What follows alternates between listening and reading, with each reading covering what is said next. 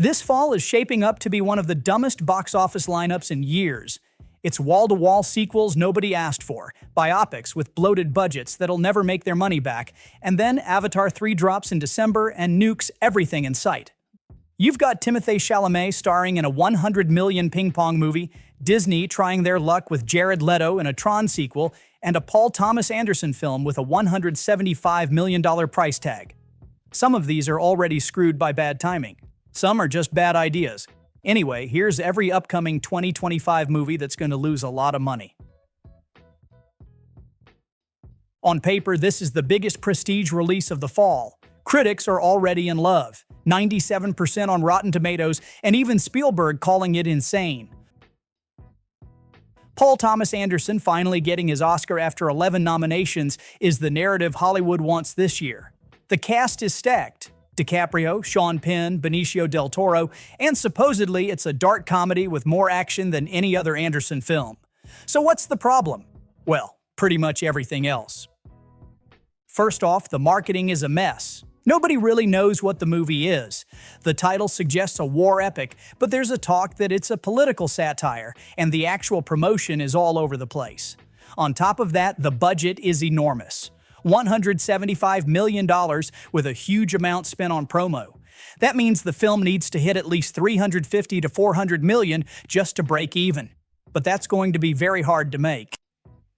The highest grossing original, no franchise, no brand movie this year is Sinners at $366 million, and that had a major star and months of social media hype. For comparison, Anderson's most successful film to date is There Will Be Blood, and that only brought in $76 million. One battle after another is skipping all the fall festivals entirely, and usually it's a sign the studio is scared of early reviews hurting its commercial run.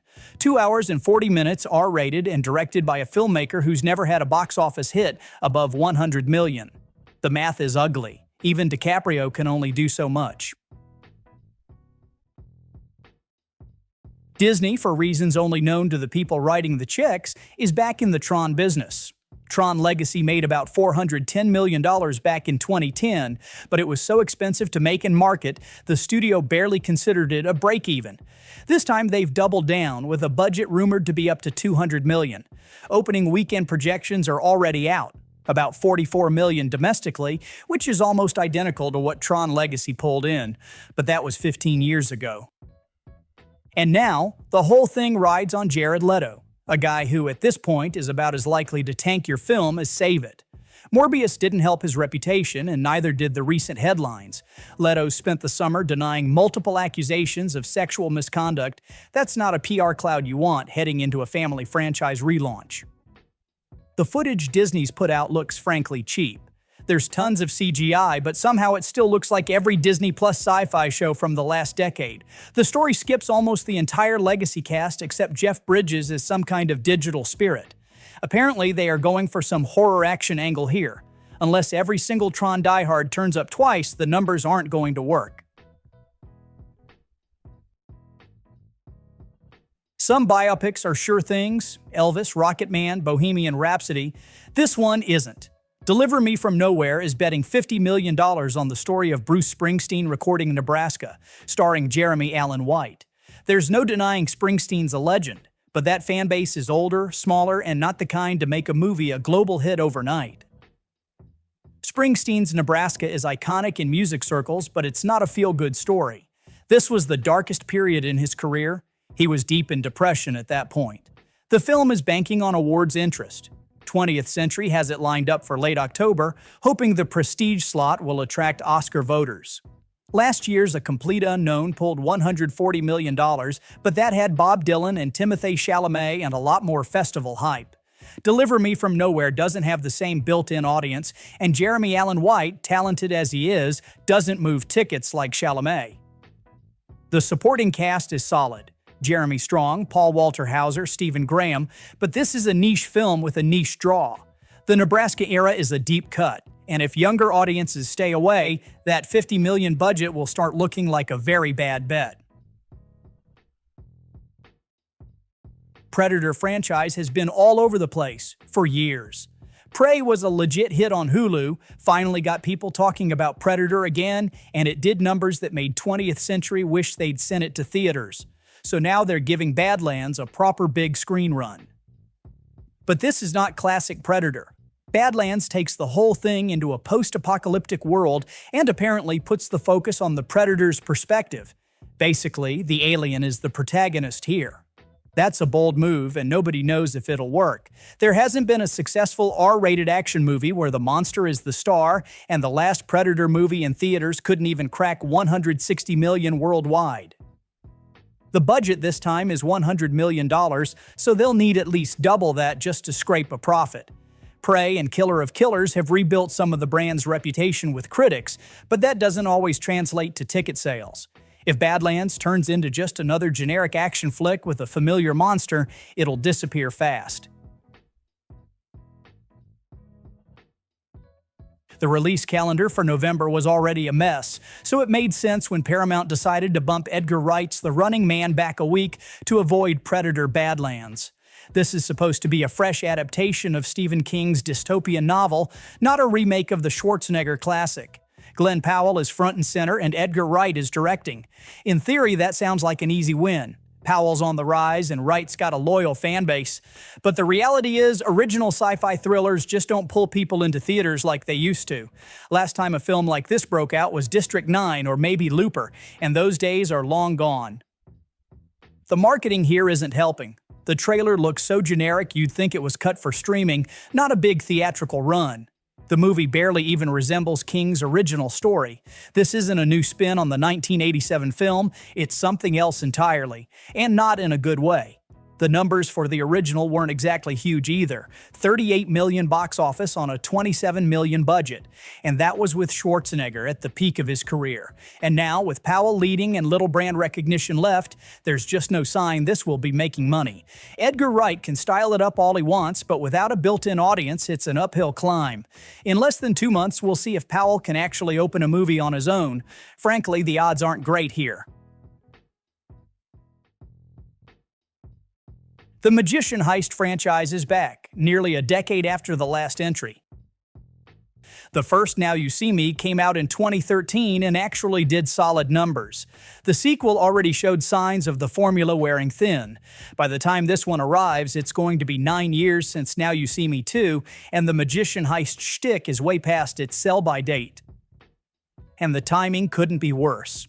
Wicked for Good and Zootopia 2 both drop a week after, and that's just a death sentence for any movie trying to reach a family audience. Sony waited too long on this one, and the momentum is long gone. This isn't 2019, and the cast shakeups don't help. Out go Mark Ruffalo, Michael Caine, Lizzie Kaplan, in come Justice Smith, Dominic Sessa, and Ariana Greenblatt. No offense, but most people couldn't pick those three out of a lineup. Reviews have never mattered to this series, but in 2025, when people need a real reason to leave the house, more of the same isn't going to cut it. The first movie cost $75 million to make, the second was $90 million. There's no way the budget for this one is lower. And with the post-pandemic box office landscape, recouping that money is going to be a long shot. By now, it just feels like Sony's betting on nostalgia to pull them through. But most people barely remember what happened in the last movie.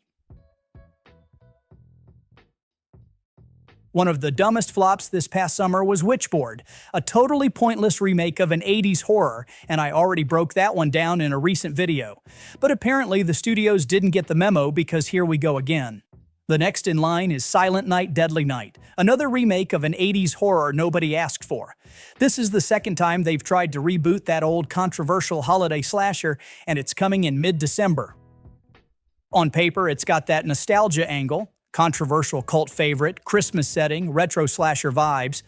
But look at the calendar. There's already a pile of gory horror releases all dropping at the same time.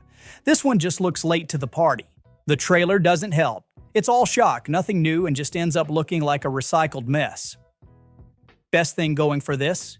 It's from Cineverse, the same people who put out Terrifier 3, a movie that cost $2 million and made over $90 million worldwide. So at least they know not to dump $20 million on a dead franchise, hopefully. But unless something crazy happens, this is just another slasher getting buried by January.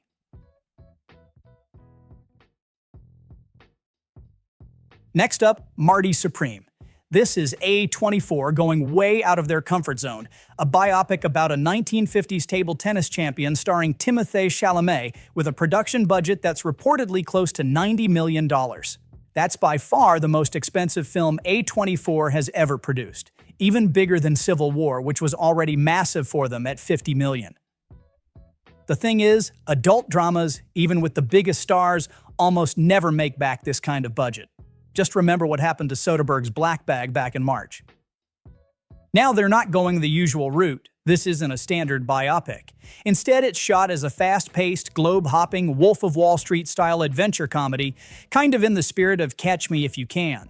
So at least it's going to be a fun watch. The studio here usually sticks to small, edgy stuff, but when they go big, it's risky. Unless Marty Supreme somehow becomes an Oscar juggernaut and cleans up with award season crowds, this could turn into one of their biggest money losers ever. Plus, Avatar 3 comes out the week before, so the rest of December at the box office is just going to be a wasteland. The early word from test screenings is that you shouldn't expect your typical Safdie movie. This isn't Good Time, and it's not Uncut Gems. It's something else entirely. That could be good, or it could be a disaster. Either way, watching how this one performs at the box office is going to be interesting.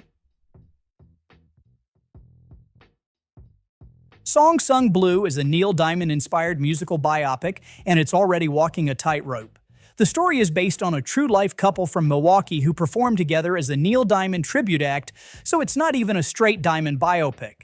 It's more of a pop musical docudrama about their journey. This genre is hit or miss. You get a Rocket Man sometimes, but you also get stuff like I Want to Dance with Somebody. This one feels like it's going the second route. There just isn't any buzz for Neil Diamond nostalgia right now, and even the trailers can't decide if this is a jukebox musical or a tortured artist drama. Hugh Jackman and Kate Hudson starring here, so it's not lacking talent. But there's at least a $25 million budget here, and with Avatar 3 dropping a week earlier, that's a problem.